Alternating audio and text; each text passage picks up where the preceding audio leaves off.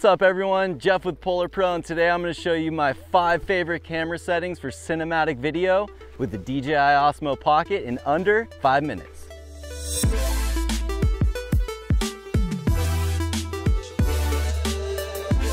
And the first setting is resolution. My go-to resolution is 4K because it gives you a little extra latitude in post to reframe things or crop in. And this is how you get to it. So you just click on that little icon in the bottom left and select 3840 by 2160, and that's 4K resolution. And we're just gonna select 30 frames per second for now. So to summarize, 4K resolution, so you're able to either crop in and reframe and still upload on a 1080 timeline if you need to, or if you nail all of your framing and composition the first time, you'll be able to upload your work in 4K. So the second camera setting is ISO, and ISO is pretty much a digital gain for the exposure. So I like to always have it at 100. The higher you turn up ISO, the more likely you are to introduce noise into the image, especially into shadows or dark areas. So I like to keep it as low as possible. Now, sometimes if you're filming at night, you're gonna have to increase ISO, but we'll make another video on that later. So be sure to check that out.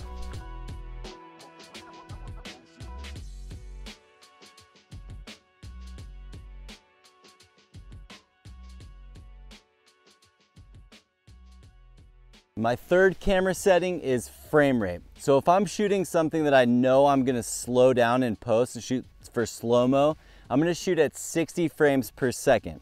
And if it's just a scene that's gonna be kind of an everyday normal speed scene, I'm gonna have my frame rate at 30 frames per second. And that's because if you try to slow down something that is at 30 frames per second, it's gonna look very, very unnatural when you play it back to your audience. So 30 for regular speed, 60 for slow-mo shots.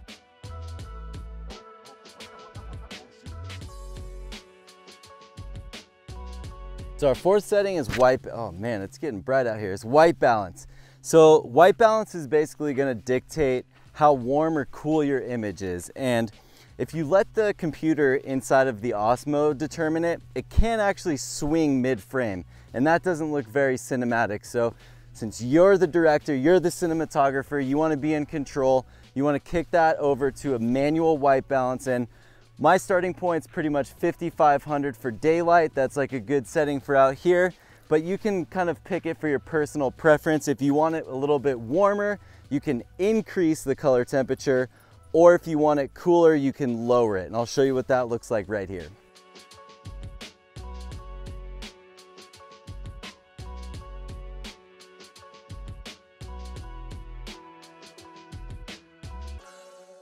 The fifth camera setting is shutter speed. I always want my shutter speed at double frame rate. So if I'm shooting at 30 frames per second for a regular speed scene, my shutter speed's at 1/60th. But if I'm shooting slow-mo at 60 frames per second, my shutter speed's at 1/20th. When shutter speed's at double frame rate, this actually creates a little bit of blurring within each frame. And it's similar to the way that we perceive motion in real life. So when you play back the video, it actually looks more natural. And you can actually see this by waving your hand in front of your face. You can see that it's kind of blurring. Now let's put this Osmo on the tripod and I'll show you what I'm talking about.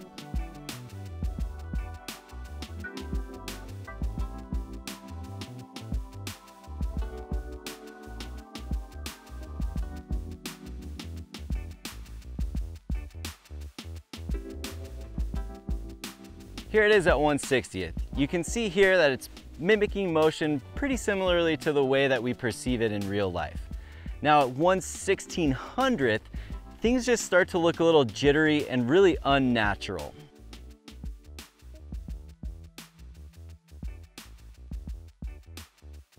You'll also notice if you kick shutter speed down to 1/60th, the kind of midday like it is today, that it's gonna be severely overexposed. This is where a good set of ND filters is gonna come into play. We've got a great selection of filters for the Osmo Pocket starting at only 39 bucks, and it's a really good investment to take your videos to the next level. Since I'm shooting at 30 frames per second, I need shutter speed at 1/60th, and right now an ND32 filter is exactly what I need to get EV at 0. Now, if I was shooting slow-mo at 60 frames per second, I'd want my shutter speed to be at 1/120th, and in that case, I would only need an ND16 filter. And hopefully this video pointed you in the right direction for improving your Osmo Pocket video. I'll see you on the next one.